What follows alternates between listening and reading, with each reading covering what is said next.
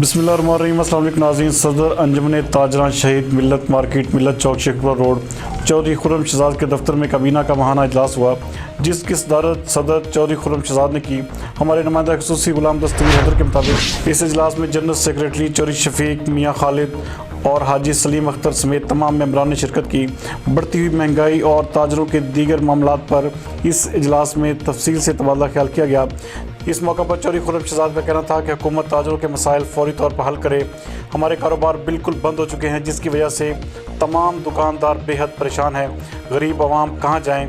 खुदारा गरीब आवाम के हाल पर रहम किया जाए। मज़ीद उनका कहना था कि अगर ताजरों के हाल पर रहम न किया गया तो ताजर एहतजाज के अलावा कोई भी रास्ता इख्तियार कर सकते हैं।